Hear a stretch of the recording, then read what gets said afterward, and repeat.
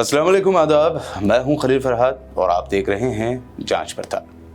आज के एपिसोड में हम बात करने जा रहे हैं आपकी। जी हाँ, ये आपके मुस्तकबिल के लिए बहुत ज़रूरी है। हो सकता है वीडियो कुछ लेंथी हो जाए, लेकिन ये ज़रूरी है कि आप इसे पूरा ज़रूर देखें और इसकी अहमियत भी समझें। जी हाँ, पार्लियामेंट में मुसलमानों से जुड़े अहम मुद्दे वक्फ को लेकर मरकज़ की मोदी हुकूमत ने नया बिल पेश किया है। कांग्रेस समेत दीगर अपोजिशन जमातों की जानिब से शदीद मुखालिफत के बाद अब इस बिल को पार्लिमानी ज्वाइंट कमेटी यानी जेपीसी के पास भेजा गया है। बहरहाल इस बिल को लेकर पूरे मुल्क में हंगामा मचा हुआ है। एक तरफ मुस्लिम तंजीमें, कायदीन और मिली शख्सियात इस बिल को सीधे शरीयत में मदाखलत, मुसलमानों के हुकूक पर हमला करार दे रहे हैं, तो वहीं मेन स्ट्रीम मीडिया इस बिल के फायदे गिनवाने में लगा हुआ है। आज जानेंगे इस बिल के बारे में कि ये आखिर है क्या, इससे क्या बदलेगा।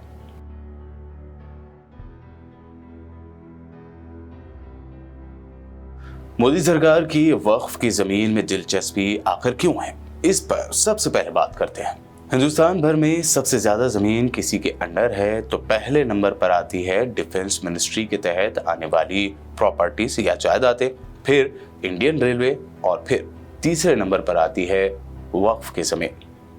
वक्फ की करीब 8.72 लाख जायदादें और 3.56 लाख प्रॉपर्टी, मजमूई तौर पर 9.4 लाख एकड़ जमीन वक्फ की फैली हुई है। यानी डिफेंस, रेलवे और वक्फ के पास हिंदुस्तान की सबसे ज्यादा जमीनों का मालिकाना हक है। वक्फ आखिर क्या है? वक्फ सीधे तौर पर मुसलमानों से जुड़ा हुआ मामला है।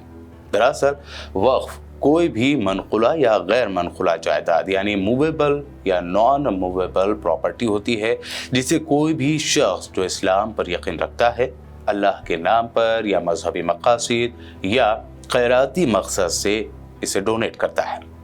तरमीमी बिल के मकासद और वजूहात के मुताबिक कोई भी शख्स जो कम अज कम 5 साल से इस्लाम की पैरवी कर रहा हो और मुताल्लिका लैंड पर मिल्कियती हुकूक रखता हो, वो वक्फ को जायदाद डोनेट कर सकता है। आइए अब जानते हैं कि हालिया पेश किए गए वक्फ बिल में क्या अहम बातें हैं।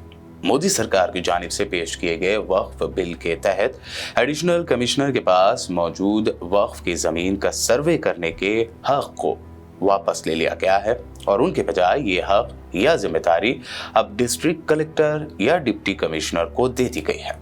इसके अलावा सेंट्रल वक्फ काउंसिल और स्टेट लेवल पर वक्फ बोर्ड में 2 गैर मुस्लिम नुमाइंदों को रखने का प्रोविजन भी इस बिल में रखा गया है। नए अमेंडमेंट के तहत बोहरा और आगा खानी कम्युनिटी के लिए अलग वक्फ बोर्ड कायम करने की बात भी इस बिल में कही गई है। वक्फ का रजिस्ट्रेशन सेंट्रल पोर्टल और डेटाबेस के जरिए ये होगा। इस पोर्टल के जरिए मुतवल्ली यानी वक्फ जायदाद की देखभाल करने वालों को अकाउंट की जानकारी देनी होगी। इसी के साथ सालाना 5,000 रुपए से कम इनकम वाली जायदाद के लिए मुतवल्ली की जानिब से वक्फ बोर्ड को दी जाने वाली रकम को भी 7% से घटाकर 5% कर दिया गया है। इस बिल में सबसे बड़ी बात वक्फ बोर्ड को लेकर है। किसी भी जायदाद के वक्फ के तहत आने या ना आने का फैसला लेने का जो हक वक्फ बोर्ड के पास था, उसे इस बिल से वापस ले लिया गया है। बिल के मुताबिक मौजूदा 3 मेंबर वाली वक्फ ट्रिब्यूनल को भी 2 मेंबर तक लिमिटेड कर दिया गया है, लेकिन इस ट्रिब्यूनल के फैसलों को फाइनल डिसीजन नहीं माना जाएगा और 90 डेज के अंदर ट्रिब्यूनल के फैसलों को हाई कोर्ट में चैलेंज किया जा सकता है। मोदी सरकार के इस नए बिल में हद एक्ट या मियाद एक्ट लागू करने की जरूरत का भी प्रोविजन है, जिसका मतलब है कि जिन लोगों का 12 साल से वक्फ की जमीन पर गैर मजाज कब्जा किया हुआ है, वो इस अमेंडमेंट बिल की बुनियाद पर उस जगह का मालिक बन सकता है ना। यह हैरान कर देने वाली बात। चलिए अभी तो और भी बहुत कुछ है जो आपके सामने आएगा। आगे बढ़ते हैं और अब जानते हैं कि इस बिल को लेकर आखिर क्या एतराज़ात हैं, जिस पर बीबीसी ने भी एक रिपोर्ट पेश की है। राज्यसभा के farmer deputy chairperson Rahman Khan ने बीबीसी को बताया, सबसे पहले तो मोदी सरकार के इस मुजव्विजा वक्फ अमेंडमेंट बिल ने वक्फ की जायदाद के रजिस्ट्रेशन के लिए एक बोझल फॉर्मेट बनाया है। सारी ताकत कलेक्टर या डिप्टी कमिश्नर के हाथों में दे दी गई है, जो पहले ही कई जिम्मेदारियों का बोझ झेल रहे होते हैं। रहमान खान ने कहा कि बोर्ड और सेंट्रल वक्फ काउंसिल में 2 पोस्ट गैर मुसलमानों के लिए रिजर्व करना ठीक है, लेकिन क्या इसका मतलब है कि मुसलमानों को हिंदू मंदिरों के बोर्ड में भी ऐसा ही रिजर्वेशन मिलेगा? सबसे बड़ा पहलू तो वक्फ एक्ट से लिमिटेशन एक्ट यानी हद एक्ट के प्रोविजन को गायब करना है। उन्होंने कहा कि इन प्रोविजन को अगर कानून बना दिया गया तो वक्फ की जायदाद में भारी कमी आएगी, क्योंकि 99% वक्फ जायदादों पर गैर कानूनी कब्जा है। मुल्क के कई हिस्सों में वक्फ जायदाद पर कब्जा करने वाले, खास तौर पर पंजाब और हरियाणा में गैर कानूनी तौर से कब्जा की गई हजारों एकड़ जायदादों के काबिजीन ही मालिक बन जाएंगे। एक्सपर्ट्स का यह भी मानना है कि वक्फ एक्ट में अगर मोदी सरकार की जानिब से लाए गए बिलों से अमेंडमेंट यानी तरमीम होती है तो रियल एस्टेट इंडस्ट्री और यहाँ तक के वक्फ जमीनों पर कब्जा करने वाले बहुत से बड़े कारोबारियों को भी फायदा होगा। ऐसा लगता है कि इन अमेंडमेंट्स के पीछे वाहिद मकसद ही यही है। ये तो रही इस बिल की अहम बातें जो हमने आपके सामने रखी। इसके अलावा भी बहुत कुछ इस बिल के खिलाफ सियासी कायदीन ने कहा है। आइए अब यही देखते हैं और सुनते हैं कि इस बिल को लेकर अपोजिशन के अहम सियासी कायदीन ने क्या क्या बातें कही हैं। Level officers can be appointed technical members. 83 states have joined secretary tribunal. Waqf properties, sir, are not public properties. By removing waqf by user, this government wants to take over dargah, masjid and waqf properties. Sir, take this example of 107. You've made it more difficult to be removed. Encroachment happen. Section 37 removes protection to waqf properties. Section 40 prejudicial amendments. And the government is, sir, खत्म कर, government बोल रही है, sir मैं खत्म कर रहा हूँ सर, आधा मिनट। गवर्नमेंट कह रहे हैं कि हम महिलाओं को दे रहे हैं। मुझे यकीन है कि आप बिल्किस बानो को और ज़किया जाफरी को मेंबर बनाएंगे, मुझे यकीन है। मैं आपसे जानना चाह रहा हूँ सर कि ये जो आप बिल ला रहे हैं, आप देश को बांटने का काम कर रहे हैं, जोड़ने का काम नहीं कर रहे हैं। आप दुश्मन हैं मुसलमानों के, उसका सबूत ये बिल है। Thank you sir. ये बिल जो इंट्रोड्यूस हो रहा है, ये अध्यक्ष महोदय बहुत सोची समझी राजनीति के तहत हो रहा है। अध्यक्ष महोदय जब लोकतांत्रिक तरीके से चुने जाने की पहले से प्रक्रिया है तो उसको नॉमिनेट क्यों किया जा रहा है? वहीं जहाँ अन्य धार्मिक जो मसले हैं, बॉडीज़ हैं,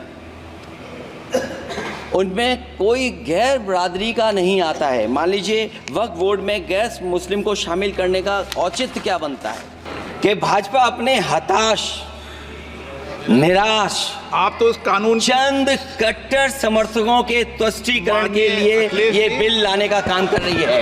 अखिलेश जी, अध्यक्ष महोदय, आज तो हमारे आपके अधिकार कट रहे हैं। मैं याद कीजिए अध्यक्ष महोदय, मैंने आपसे कहा था कि आप लोकतंत्र के न्यायाधीश हैं, और मैंने अध्यक्ष महोदय सुना है इस लॉबी में कि कुछ अधिकार आपके भी छीने जा रहे हैं। उसके लिए हम लोगों को लड़ना पड़ेगा आपके लिए। अध्यक्ष महोदय, मैं इस बिल का विरोध करता हूं। कोई वक्फ बिल नहीं है, ये अडानी बिल है। सारी जमीन वक्फ की अडानी को देने की तैयारी है मोदी सरकार के द्वारा, अपने दोस्तों को देने की तैयारी है। अभी आपने देखा 13,000 एकड़ जमीन, सेना की जमीन, अपने दोस्त अडानी को मोदी जी ने अयोध्या में दे दिया, रामदेव को दे दिया, श्री श्री रविशंकर को दे दिया। जब अयोध्या जैसी पवित्र नगरी में सेना की जमीन नहीं बख्श रहे मोदी जी, तो ये वक्फ बिल मत कहिए, ये अडानी बिल है। ये अडानी और अपने दोस्तों को जमीन देने के लिए मोदी जी ये बिल लेकर, विरोध करेंगे? बिल्कुल विरोध करेंगे। अलायंस के जितने भी दल हैं सब इसका विरोध करेंगे और राष्ट्रीय जनता दल भी इसका विरोध करेगी और जैसे कि हम कह रहे हैं कि सरकार जो दूसरे मुद्दे हैं, जो सबसे जरूरी और अहम मुद्दे हैं, देश हित में जो मुद्दे हैं, जैसे नौजवानों के लिए बेरोजगारी पे बात नहीं कर रही है, महंगाई पे कोई बात नहीं हो रही है, मतलब एक तरफ से सरकार दिखावा करती है और मतलब वो कहते हैं ना कि और दूसरी तरफ आप देखिए कि देश में अल्पसंख्यकों के साथ किस तरह का व्यवहार किया जाता है। बाकी जब ये बिल आएगा तो उसमें हम लोग देखेंगे कि अंदर उसमें क्या क्या है, उन लोगों ने क्या रखा है। सदर जमीयत उलमा हिंद मौलाना अरशद मदनी ने पार्लियामेंट में पेश वक्फ बोर्ड के नए तरमीम शुदा बिल पर अपना शदीद रद्द-ए-अमल जाहिर किया। उन्होंने कहा कि मुसलमान हर नुकसान बर्दाश्त कर सकता है, लेकिन शरीयत में मुदाखलत बिल्कुल बर्दाश्त नहीं कर सकता। मौलाना अरशद मदनी ने कहा कि इन तरामीम के जरिए हुकूमत वक्फ की जायदादों की हैसियत और नोयत को बदल देना चाहती है ताकि उन पर कब्जा करना आसान हो जाए। मजमूई तौर पर नई अमेंडमेंट्स की मंजूरी होने पर एक कलेक्टर राज वजूद में आएगा और ये फैसला करना कि कौन सी जायदाद वक्फ है और कौन सी वक्फ नहीं है, वक्फ ट्रिब्यूनल का फैसला आखिरी नहीं होगा, बल्कि मिल्कियत के सिलसिले में कलेक्टर का फैसला आखिरी होगा। उन्होंने कहा कि पहले ये इख्तियारात वक्फ ट्रिब्यूनल को था।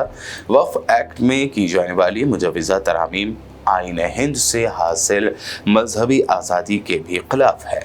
आपको याद होगा हालिया लोकसभा इलेक्शन की कैंपेनिंग के दौरान पीएम मोदी ने कई इंतखाबी जलसों में बार बार एक कम्युनिटी से कहा था कि अगर कांग्रेस आई तो आपकी जायदाद मुसलमानों को दे देंगे। अब ये जुमला, ये इंतखाबी जुमला यहाँ सही साबित हो रहा है, लेकिन जुमला बिल्कुल उलट है। कांग्रेस तो नहीं आई, मोदी जी दोबारा आ गए। जायदादें हिंदुओं या गैर मुस्लिमों की नहीं, मुसलमानों की बांटी जा रही है। सोचने वाली बात है, जरूर गौर कीजिए। इसीलिए कहते हैं आपका एक वोट आपकी तकदीर बदल देगा, आपके बच्चों का मुस्तकबिल और आने वाली नस्ल का सब कुछ बदल सकता है। वोटिंग के दिन सोकर अपना वोट बेकार करने वालों, गौर कीजिए इन बातों पर। आपकी इस बारे में जो भी राय है हमें कमेंट करके जरूर बताइए। तब तक के लिए देखते रहिए बीपीएन चैनल। ये कांग्रेस का मैनिफेस्टो कह रहा है कि वो माताओं बहनों का सोने का हिसाब करेंगे, उसकी जड़ती करेंगे, जानकारी लेंगे और फिर उस संपत्ति को बांट देंगे और उनको बांटेंगे जिनको मनमोहन सिंह जी की सरकार ने कहा था कि संपत्ति पर पहला अधिकार मुसलमानों का है। भाइयों बहनों, ये अर्बन नक्सल की सोच, मेरी माताओं बहनों, ये आपका मंगलसूत्र भी बचने नहीं देंगे, यहां तक जाएंगे मैं कहने